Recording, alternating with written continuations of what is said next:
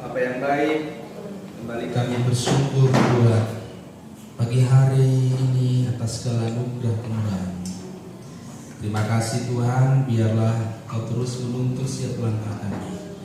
Dan sebentar kami mau belajar firman-Mu, Tuhan mengurapi setiap kami, beri kami kehausan, kelaparan akan kebenaran.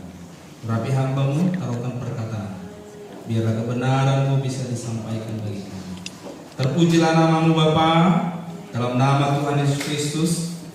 Kami serahkan pemberitaan firman-Mu dan setiap orang yang bergabung bersama kami, biarlah Tuhan juga mengurapi mereka. Di dalam nama Tuhan Yesus kami berdoa dan mengucap syukur.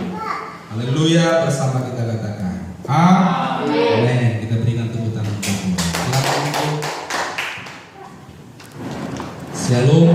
Halo. Baik Bapak Ibu, Saudara yang dikasihi Tuhan.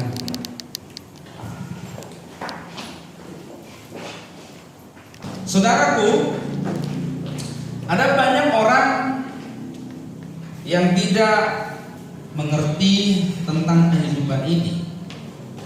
Ada pertanyaan-pertanyaan begini Bapak Ibu. Kalau Tuhan ada, mengapa ada penderitaan? Ya? Ada nggak Tuhan itu? Kalau Tuhan ada, kenapa orang dibiarkan menderita?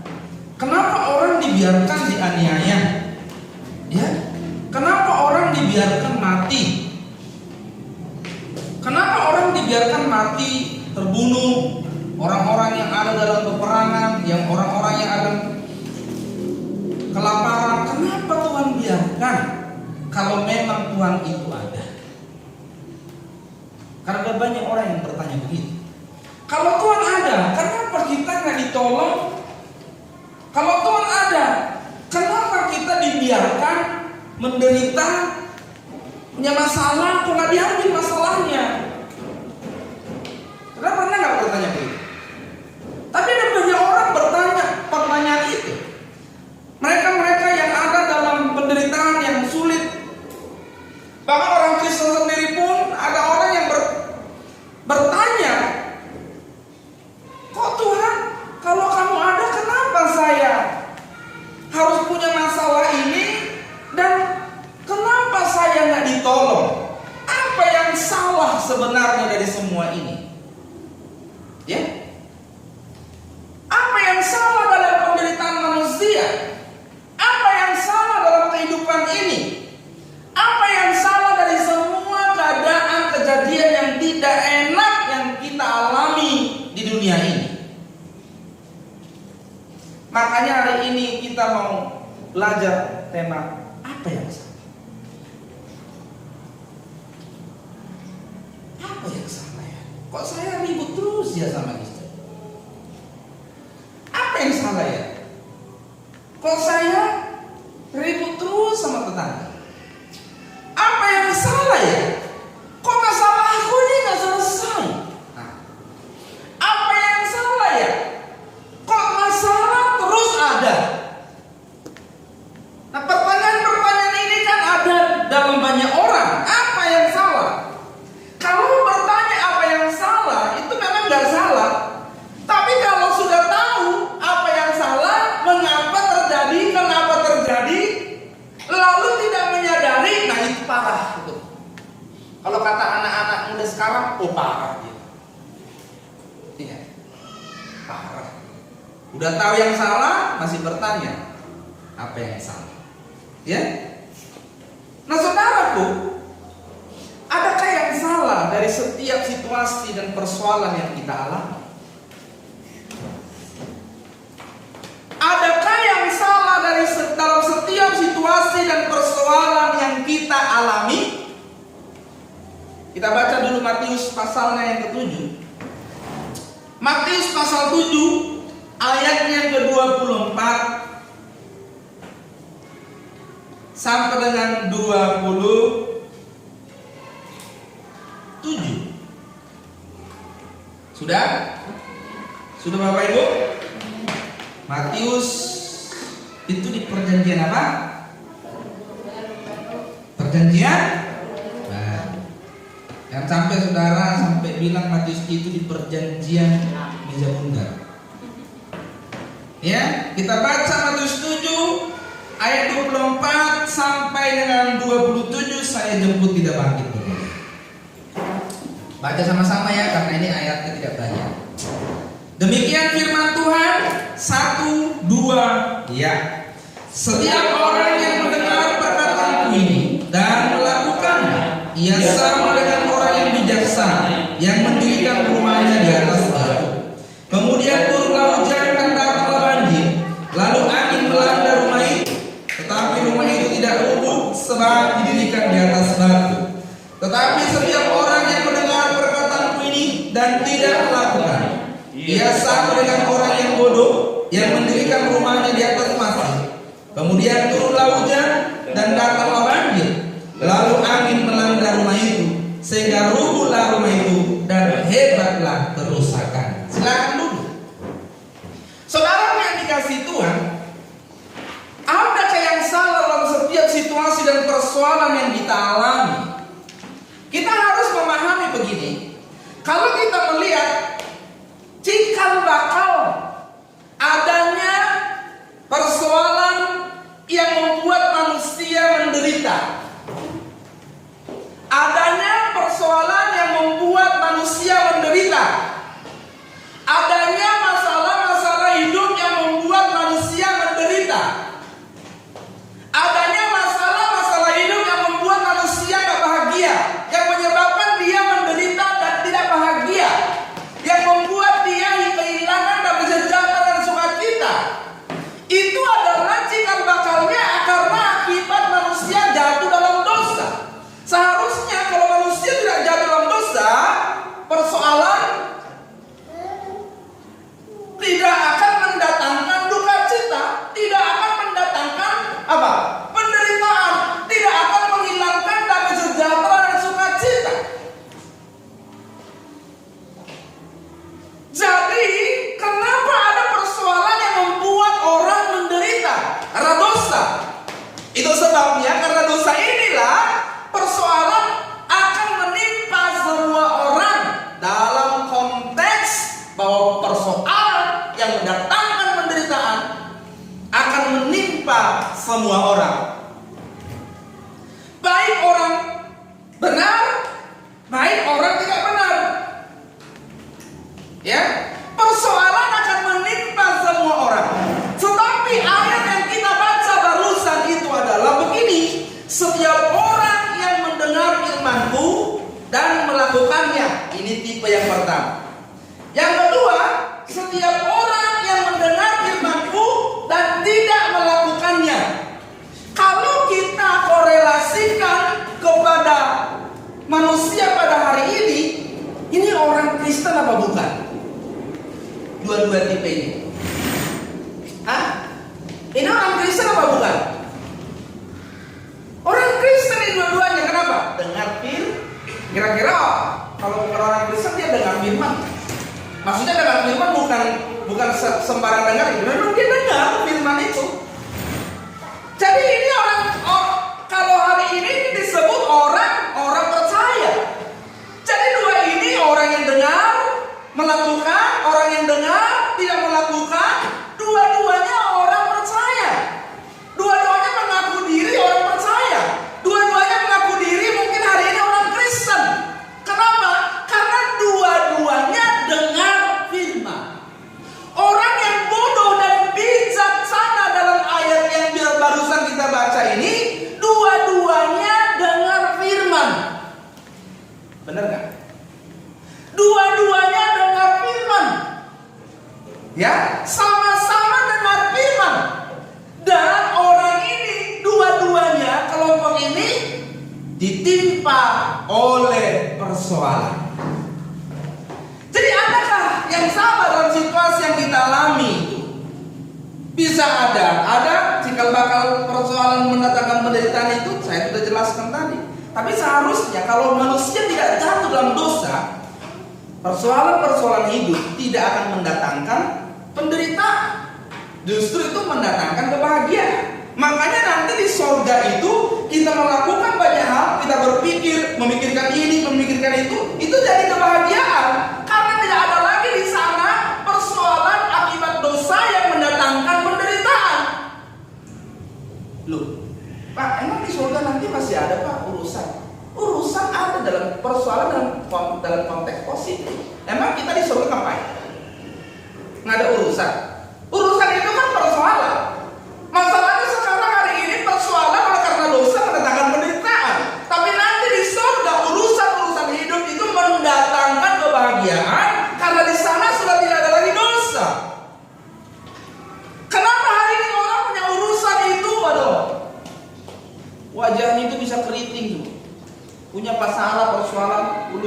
urusan ini, belum urusan itu, belum persoalan ini, keriting, bisa keriting.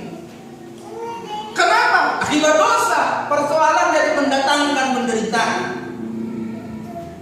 Satu hal yang kita harus tahu bahwa tidak ada manusia yang tidak ditimpa persoalan, baik itu oleh karena kesalahannya, baik bukan karena kesalahannya. Jadi kita harus menerima dulu realitas ini bahwa memang persoalan itu selalu ada. Persoalan itu selalu ada. Coba lihat kiri kanan, lihat jidatnya, bilang persoalan itu selalu ada. Amin. Jadi jangan menjadi orang Kristen yang apa ya? Yang lucu. Jangan jadi orang Kristen itu yang berpikir bahwa persoalan itu nggak bakal ada. Persoalan itu pasti ada dan pasti menimpa semua orang. Orang benar yang mengalami persoalan disebut ujian. Ujian itu tujuannya apa? Mengujimu. Kamu sudah lulus atau tidak? Berarti ujian itu adalah tujuannya peningkatan. Peningkatan iman, peningkatan kualitas hidup, peningkatan karakter hidup manusia batinia. Apakah kita melalui persoalan semakin dibawa serupa dengan Kristus atau tidak? Kalau bagi orang jahat, orang tidak benar, mengalami persoalan untuk apa? Supaya dia bertobat. Ya. Supaya orang itu bertobat, maka dia mengalami persoalan. Kenapa orang jahat? Karena kejahatannya dia mengalami persoalan supaya dia tobat, supaya tahu bahwa kamu salah. Kenapa orang benar mengalami persoalan? Supaya dia meningkatkan kualitasnya. Sebab kalau dia lulus dalam ujiannya, maka dia naik kelas. Bener nggak? Jadi jangan berpikir begini, saya nggak salah, tapi kalau ada masalah, kamu lucu. Ya, saya bilang lucu aja. Kamu lucu. Persoalan akan menimpa semua orang. Orang benar akan tetap kokoh ketika ditimpa persoalan. Amin. Orang jahat akan dihancurkan oleh persoalan. Orang bodoh. Saya kutip saja yang dikatakan oleh firman Tuhan supaya kita lebih mengerti. Orang bijaksana akan kokoh ketika ditimpa persoalan. Tetapi orang bodoh akan hancur ketika ditimpa persoalan. Siapa orang bijaksana? Orang yang dengar firman lalu melakukannya. Siapa orang bodoh? Orang yang dengar firman tidak melakukannya. Jadi pertanyaannya begini, kalau kita dihancurkan oleh masalah, kalau hidup kita semakin buruk kualitasnya oleh karena masalah, kita orang apa? Bijaksana atau bodoh? Orang bodoh. Kalau kita jadi bodoh, karena siapa? Karena orang lain? Karena Tuhan? Atau karena kita? Jadi kalau ada yang bilang begini, Pak, Bu, Pak, hidupku hancur. Kenapa, Bu? Kenapa, Pak? Aku punya masalah. Sebenarnya bukan di masalahmu. Kamu bodoh, kata Tuhan. Kenapa? Kamu kan dengar firman, tidak melakukan, makanya hidupmu hancur, roboh, rubuh. Kamu bisa kuat. Kamu jangan memilih hancur. Harusnya kamu memilih kuat, memilih bijak. Jangan memilih jadi orang bodoh. Orang yang memilih bijaksana, dia dengar firman, masalah datang, dia lakukan firman. Orang yang memilih jadi bodoh, dihancurkan oleh persoalan.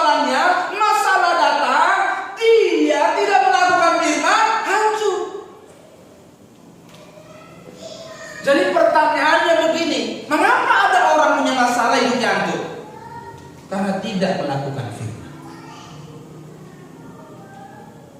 Tahu semua orang punya masalah, benar nggak? Ya, semua orang masalah nggak perlu diundang, karena memang baik orang benar, baik orang bijaksana, baik orang bodoh ada masalah. Dari mana kita tahunya kalau kita orang bijaksana? Waktu kita diterpa apa? Masalah. Lalu datanglah apa? Hujan. Datanglah apa? Banjir. Datanglah angin. Masalah. Dari mana kita tahunya bahwa kita pelaku firman?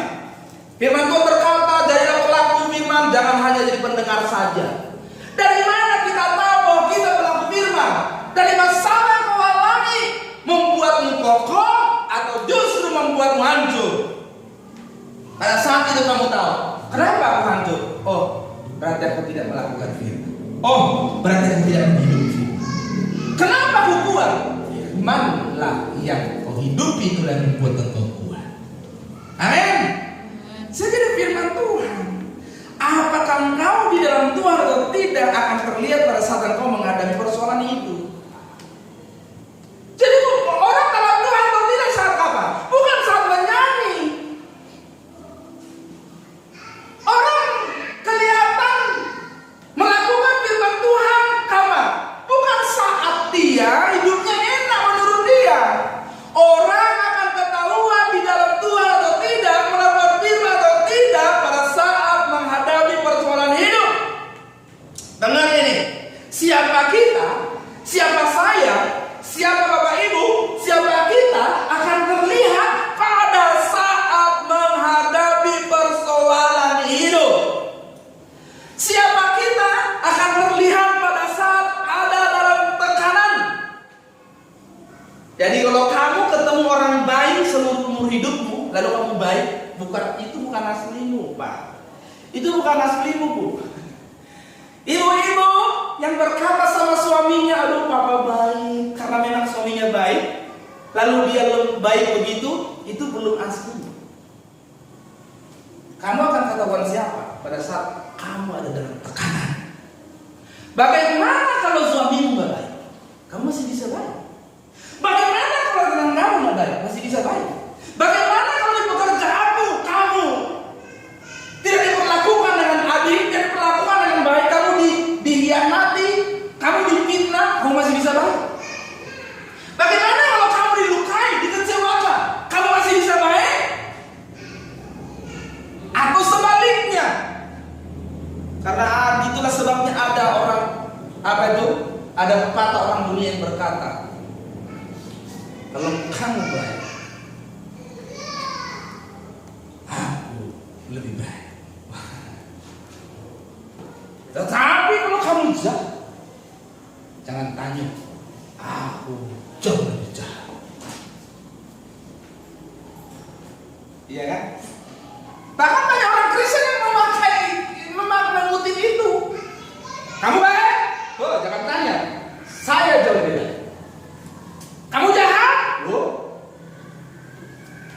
Kalau kamu kucing, saya serigala. Banyak orang Kristen hidup begitu. Tapi saya apa? Buktikan nanti kalau kamu tertekan. Gimana kalau kamu ditipu orang? Gimana kalau kamu diperlakukan tidak baik?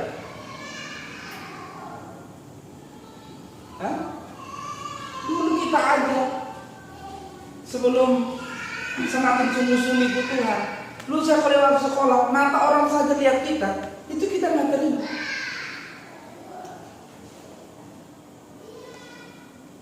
Ya nggak?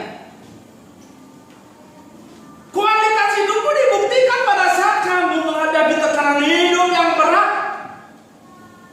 Gimana kalau suami nggak punya uang, istri nggak punya uang, ribut nggak? Gitu. Aduh, ya nggak? Itu baru masalah uang, banyak masalah. Ada orang uangnya itu nggak kurang, bahkan lebih. Masalah keluarga lagi. Iya nggak? Masalah adik, masalah kakak, masalah orang tua. Ada orang masalah orang tua, masalah kakak, adik, aman. Masalah tetangga. Iya nggak? Ada orang masalah tetangga aman, masalah kerjaan. Ada orang masalah kerjaan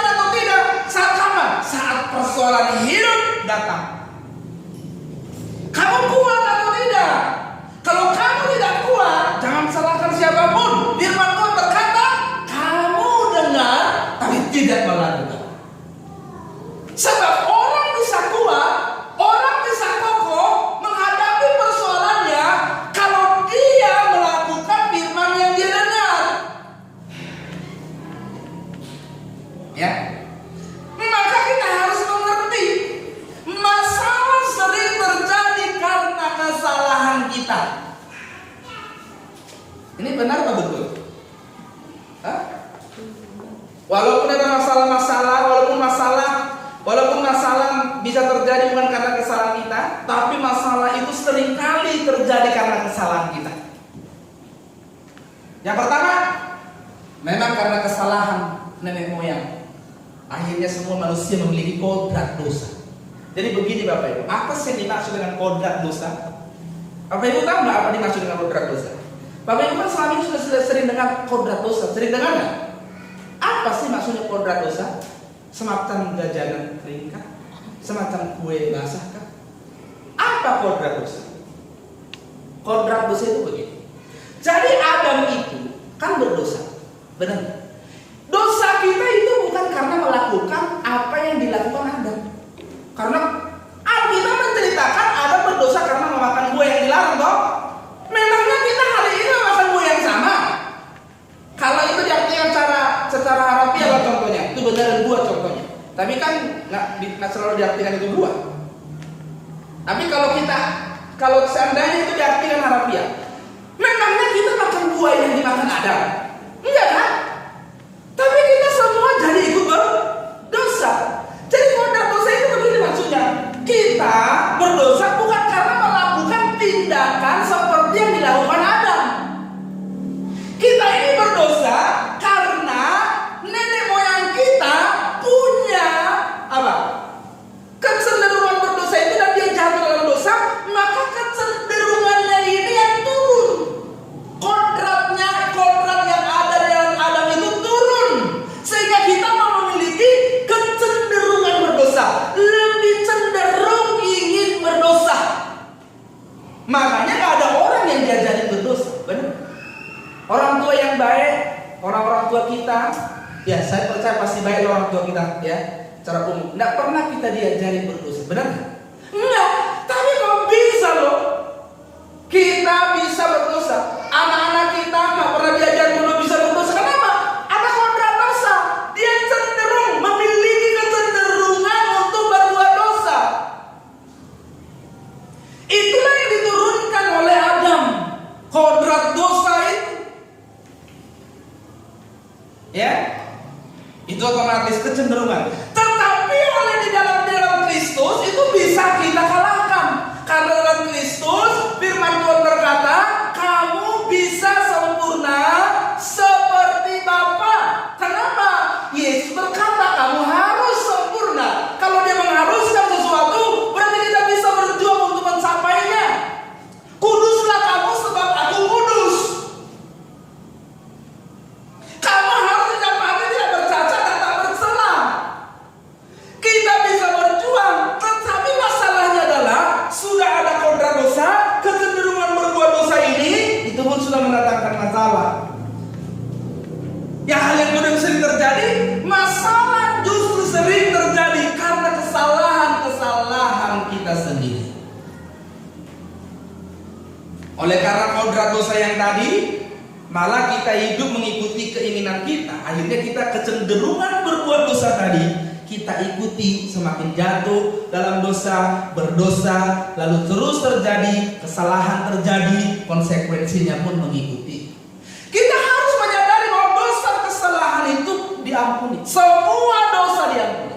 Jadi jangan ada yang bilang ada dosa yang tidak diampuni. Cuma satu dosa yang tidak diampuni. Apa itu? Pak, apa sih menghujat Roh Kudus, Pak? Tahu menghujat Roh Kudus? Apa menghujat Roh Kudus? Hujat kau ya, gitu. Orang yang bilang begini, hujat kau Roh Kudus. Besok dia tobat, diampuni nggak? Diampuni. Terus maksudnya gimana, Pak? Menghujat Roh Kudus.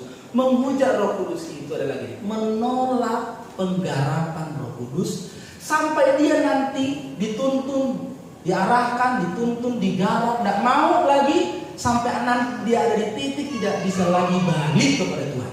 Itu namanya menghujat, menolak penggarapan Roh Kudus. Jadi selama masih ada waktu, mau dituntun, jangan sampai kita nanti ada di satu titik tidak bisa balik. Nggak bisa balik. Kalau nggak bisa balik, itu menghujat Roh Kudus.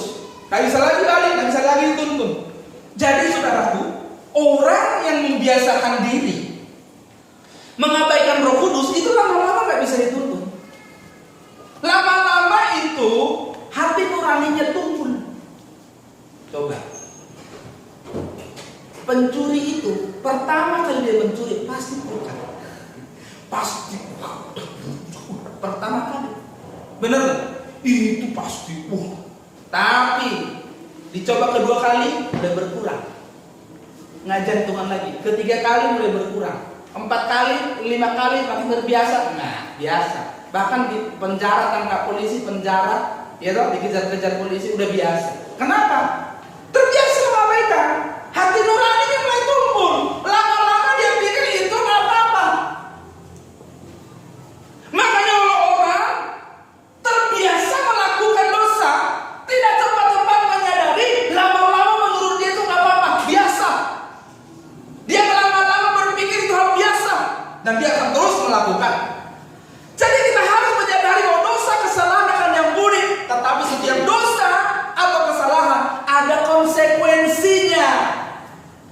Bapak, Ibu, semua kita yang mendengar, semua kesalahan bisa diampuni kalau kamu mau datang kepada Tuhan dan bertobat.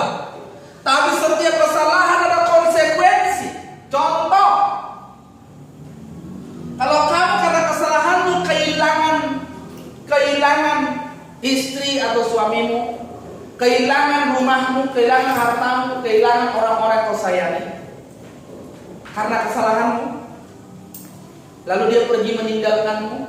Kan ada orang contoh begini, karena dia kasar, suaminya kasar, istrinya salah dikit gampar, istri salah dikit, wah bonyok-bonyok saudaraku, pokoknya salah dikit langsung masuk ring, ya kan, langsung KO istrinya. Lalu istrinya pergi meninggalkan dia dan tidak balik lagi. Lalu suatu saat dia bertobat, suami ini bertobat. Diampuni atau tidak? Diampuni atau tidak? Diampuni. Tapi istrinya bisa tidak balik lagi. Ya. Konsekuensi kesalahannya ada, dosanya diampuni. Makanya begini ya, buat para istri, para suami, siapapun kita yang memiliki sesuatu hari ini. Kalau kita kehilangan karena kesalahan kita, kalau kita tahu kesalahan itu ada konsekuensinya, kalau bisa jangan sampai karena kesalahan kita menerima konsekuensi, akhirnya tidak bisa balik. Dosa kita memang diampuni, tapi dia anak-anaknya meninggalkan dia. Waktu dia datang dia kepada Tuhan menyadari, Tuhan aku sudah tahu berdosa, iya, ampuni aku, ampuni. Tapi istriku bisa balik nggak atau tidak? Oh, itu urusan lain. Itu konsekuensi. Kalau dia bisa, kalau dia balik puji Tuhan. Gimana kalau enggak? Konsekuensi. Ya. Makanya hati-hati. Dosa memang diampuni, tapi ada konsekuensinya. Tapi konsekuensi yang paling berat sudah ditanggung oleh Tuhan Yesus. Apa itu? Kematian. Ya, jadi kalau karena dosa kita kehilangan sesuatu di dunia ini, lalu kita bertobat, dosa kita diampuni, apa yang kita tadi miliki kita balik lagi, tidak apa-apa. Tetaplah berjuang untuk Tuhan. Yang penting nanti kamu hidup bersama Tuhan selamanya di surga. Banyak manusia sangat sulit diajak untuk taat pada Tuhan. Pak, begini Pak, jangan begini Pak, jangan begini Bu, susah sekali diomongin. Pak, bagaimana Pak begini? Oh, Bapak harus begini. Oh gitu Pak, iya. Susah melakukan. Diajak taat, diajak melakukan firman, sulit Pak. Nah, terus kalau sulit, apakah itu berarti tidak bisa? Bukan tidak bisa kan? Sulit itu bukan tidak bisa. Yang gampang itu apa Pak? Yang gampang itu melakukan keinginan kita. Itu paling gampang. Yang sulit itu apa? Melakukan kehendak Allah. Manusia itu harus keluar dari kecenderungannya berbuat dosa. Kecenderungan manusia berbuat dosa diawali dari mana? Diawali dari keinginannya melakukan apa yang baik menurut dia.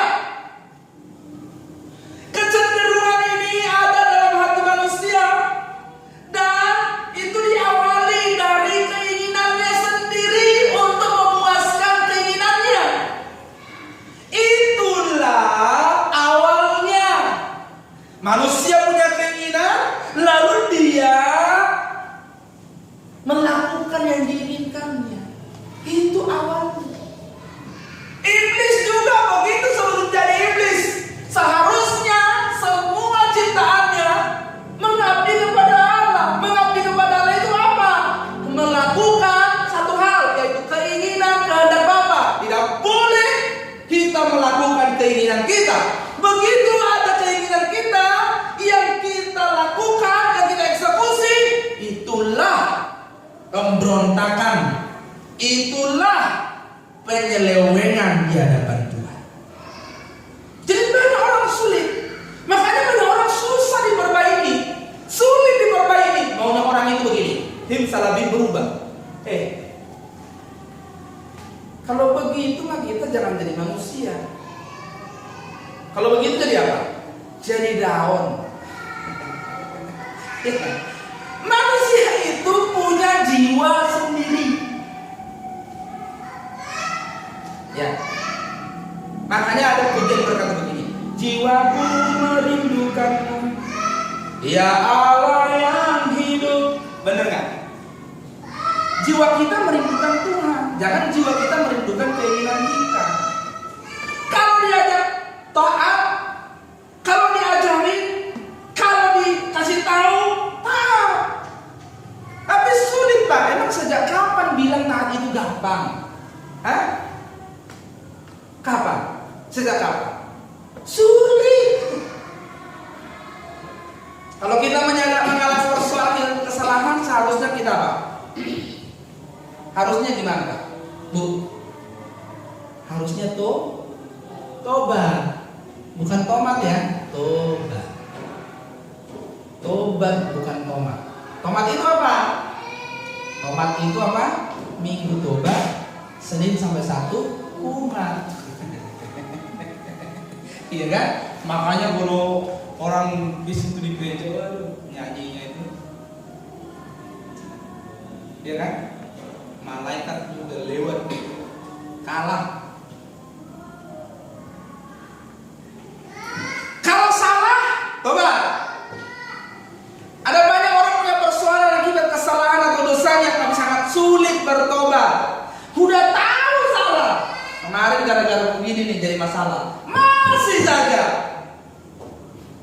Susah amat tuh dibilangin ya. Bener gak? Susah betul. Memang ini manusia ini. Tapi apakah ada orang tiba-tiba jadi jahat, jadi tegar tengkuk, jadi bebal? Enggak. Ada prosesnya. Nggak ada orang tiba-tiba jadi seperti Firaun yang jahat itu, enggak. Makanya kalau ada firman Tuhan berkata, maka Allah mengeraskan hati Firaun.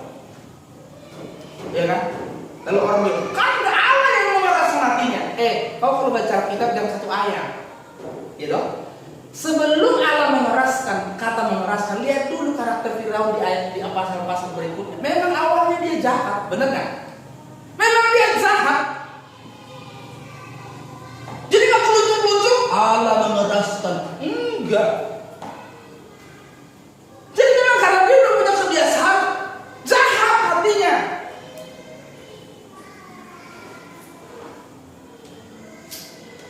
Jadi jangan sulit. Kita jangan sulit diajak bertobat. Amin. Ayo. Jangan kita bahas itu aja sampai Tuhan datang. Ya enggak? Jangan bahas A sampai Tuhan datang. Orang sudah Z. Ya. Pokoknya setiap kali masalah langsung tebak pasti gara-gara itu. Setiap kali memang kalah gara-gara itu lagi. Setiap kali masalah gara-gara itu. Kalau sama istri ribut terus gara-gara uang, coba. Ya, memang ya, kalau nggak punya uang ini nggak enak ya. Iya. Tapi kalau udah terbiasa nggak punya uang, enak juga. Iya kan? Tapi apa lawan saudara, apalagi yang biasa punya banyak duit, tiba-tiba nggak punya duit, perih disayat-sayat. Iya. Aduh. Tapi itulah ya, seperti lagu slang yang berkata, berakit-rakit ke hulu, berenang-renang ke tepian. Berakit-rakit kita ke hulu, katanya. Bersakit-sakit dahulu, bersenang-senang, kemudian itu memang lebih nikmat. Tapi apa kayak juga. Tapi kalau yang bersenang-senang dahulu, bersakit-sakit kemudian, Pak bisa bunuh diri. Makanya saudaraku, saya ini kalau nggak punya uang juga senang. Apalagi punya uang itu maksudnya. Ya, iya. Coba apa sih mau bikin susah hidup ini? Hidup cuma sekali Pak, Bu. Habis ini kita mati loh. Dengar nih baik-baik. Saya kasih tahu ya. Habis ini kita mati. Jangan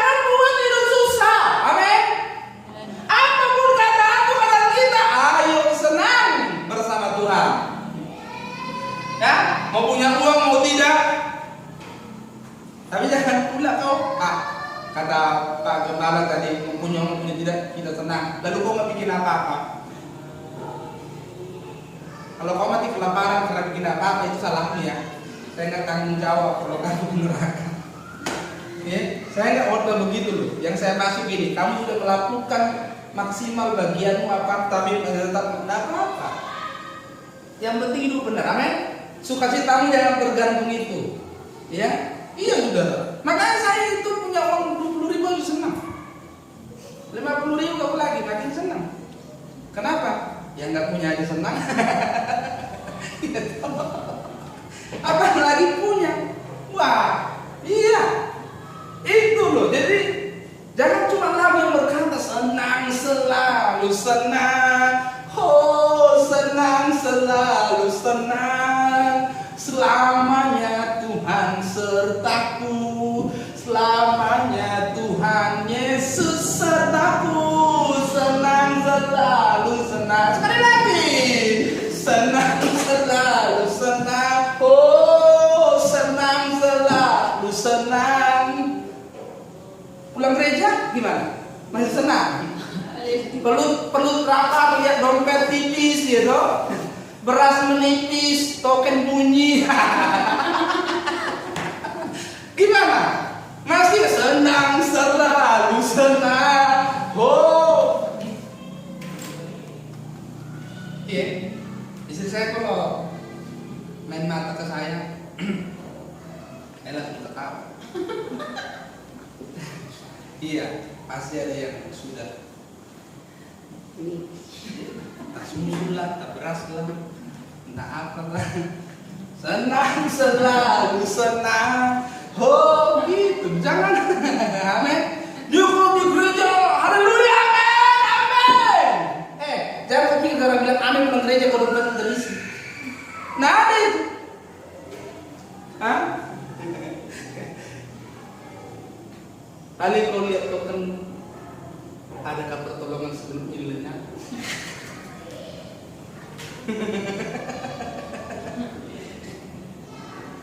Kau lihat tempat berasmu, dari manakah datangnya pertolongan?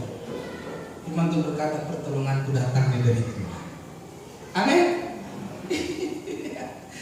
Harus senang, ya.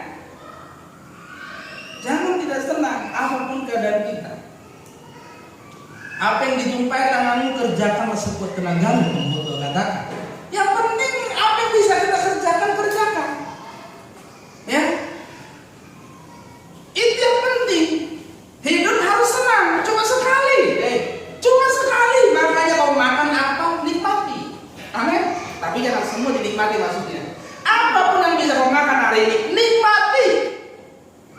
Kalau istri saya bilang gimana makan ini, iya apa aja. Yang penting jangan yang bisa kau makan. Maksudnya itu, saya kan nggak makan bakso. Ya kalau dibeli bakso saya nggak makan. Masak ini iya. Apapun ayo. Ikan asin tak ada sambal, ayo. Nasinya doang apa? Ayo. Tapi lupa nasi. Tapi kalau begitu, ayo. Waduh. Tetap aja kami makan lahap dan senang. Jangan ngadep. Bilang dunia enggak. Hidup ini cuma sekali. Jangan dibuat susah. Habis ini kita mati. Setelah itu kekekalan. Coba deh. Makanya firman Tuhan berkata, apa yang enak, apa yang baik, apa yang suci, apa yang sedap didengar, ya enggak? Pikirkanlah semua itu. Kok jangan pikirin yang rumit-rumit, ya enggak? Jangan pikir yang rumit-rumit. Wih, itu gunung jauh amat ya. Bisa kuraih nggak itu? Jangan seperti para pujangga yang berkata, demi kamu aku pamit, akan ku gendong rembulan, ku kantongi bintang-bintang. Jangan begitu. Jangan begitu. Kantongin bintang, gendong rembulan. Kuota aja nggak punya gimana? Katanya aku paling kantongin bintang, gendong rembulan. Nggak perlu. Kalau ada laki-laki yang begitu sama kamu cewek-cewek, cuma butuh orang yang takut akan Tuhan. Amin. Jangan begitu. Kantongi bintang-bintang, gendong rembulan. Kita pakai apa?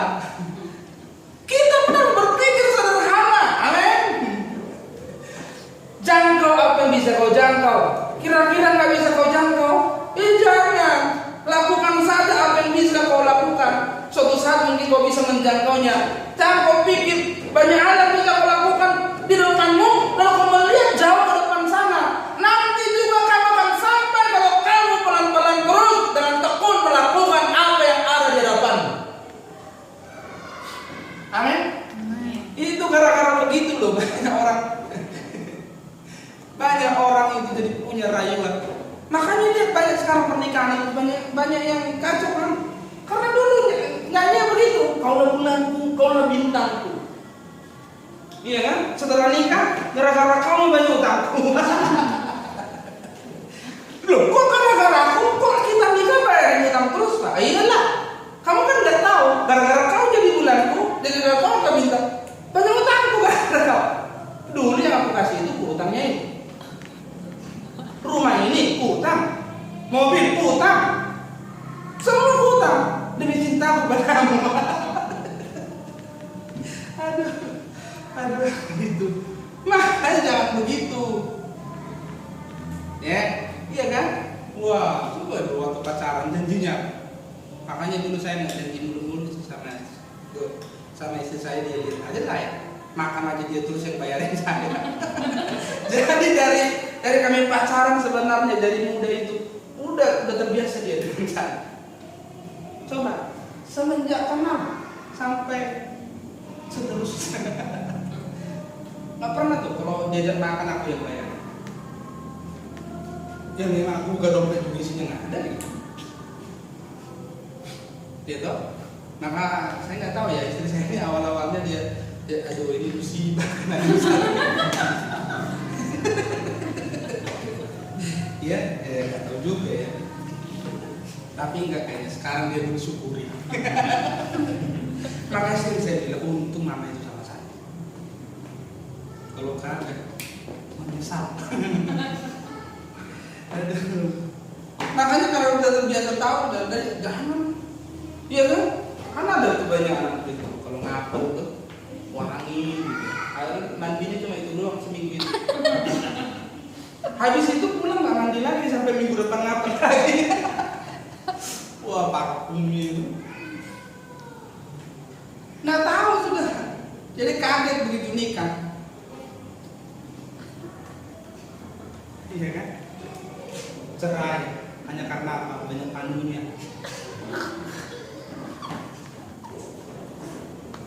Mungkin dulu tuh pacarnya dikasih tahu kalau panunya banyak.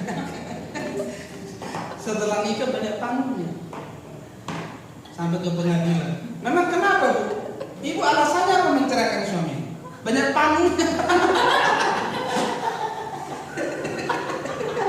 Loh, lah kan Pak, Ibu bisa belikan panah. Bukan, masalahnya bukan itu, dia telah membohongi saya. Kok dibohongi ya? Dulu dia nggak ngaku ada panunya. Dulu ternyata ke rumah wangi Pak, rambut klimis, pakai pomade, rapi Pak.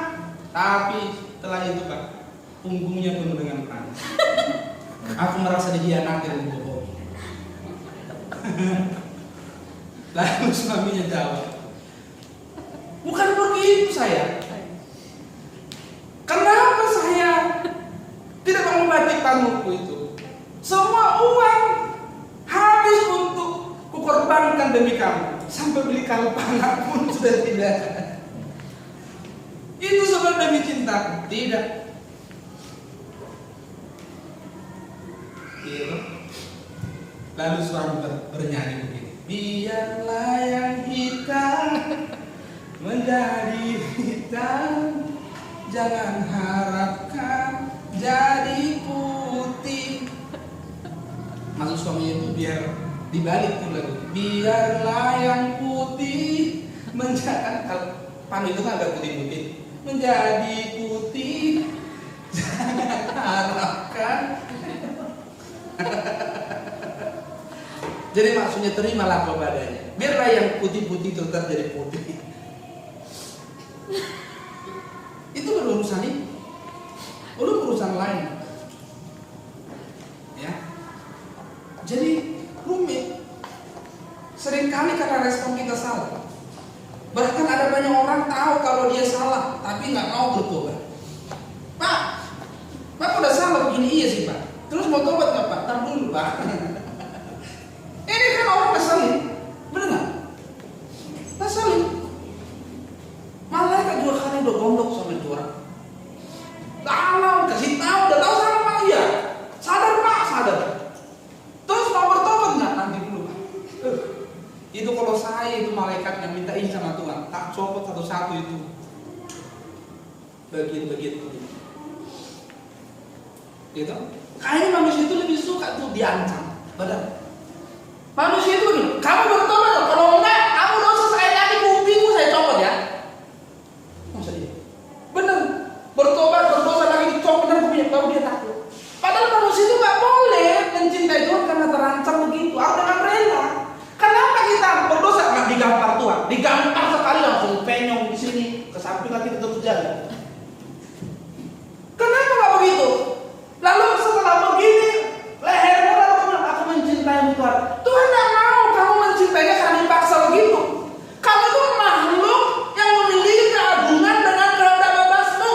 Dengan kehendak bebasmu itu kamu dengan rela berkata mencintai Tuhan, bukan karena dengan tekanan, bukan karena dengan ancaman, bukan karena terpaksa. Amin. Makanya dengan istri, dengan suami, dengan siapapun yang kita kasih, jangan karena terpaksa. Dengan rela kamu melamatkan cintamu pada orang-orang yang kamu cintai. Kalau dengan terpaksa, nggak terpaksa ada kadang-kadang diuji, apalagi dengan terpaksa, kamu akan bilang, memang ya, sebenarnya aku cinta sama kau. Ini masa paksanya juga. Betul lah ya, memang kalau dipaksa-paksa itu begini jadinya ya. Saya mau tanya, kamu walaupun dipaksa, kamu kan mau? Bisa nggak kamu tidak mau? Bisa. Kamu yang memutuskan sendiri. Jangan begitu udah salah. Kau. Keputusan itu mutlak dalam dirimu. Allah pun tidak mengambil alih itu. Jadi kalau ada kesalahan-kesalahan akibat keputusanmu, yang salah kita. Kesalahan sering terjadi pada respon kita terhadap situasi dan persoalan. Kita banyak gagal pada saat merespon setiap situasi yang kita alami. Ada masalah, gagal merespon. Ada masalah, tidak respon dengan baik. Orang melukai, menyakiti, tidak respon dengan baik. Tahu firman tidak melakukan. Firman Tuhan berkata, kalau ada orang yang menampar pipimu, kasih pipi yang satu lagi. Tapi itu firman Tuhan kan? Saya belum bisa melakukannya Pak. Kamu dengarkan firman itu? Kalau ada orang menyakitimu, ampunilah. Barang siapa mengampuni, dia akan mengampuni. Tapi Pak, ini urusannya lain Pak. Nanti dulu Pak, setelah aku balas dulu baru aku ampuni. Efek dari respon itu ada. Salah atau tidak, itu pasti berkonsekuensi. Kalau mau jatuh, terpuruk, gagal, tidak berkembang, tidak bertumbuh, sakit hati, kesal, dendam, kepahitan, memiliki amarah, dan lain-lain sebagainya. Dalam situasi seperti ini, siapa yang salah? Pak, Bu, kalau ada orang sakit hati, yang salah siapa? Yang salah siapa? Kalau kamu terluka, sakit hati, dendam, yang salah siapa?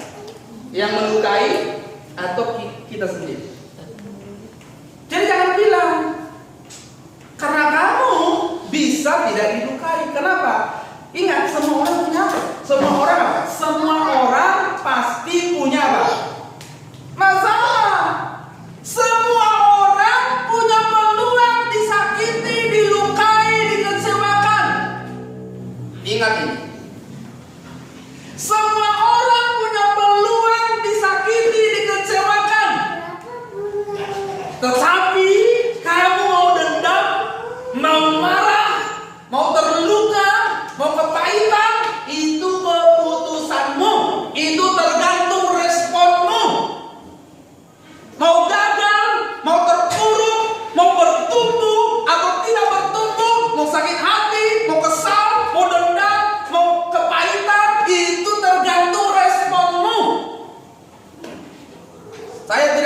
bilang sama kamu sakit hati ya, lalu tiba-tiba otomatis kamu sakit hati. Ya, kalau orang mau menyuruhmu, kamu harus tahu ini benar atau tidak, tergantung responmu.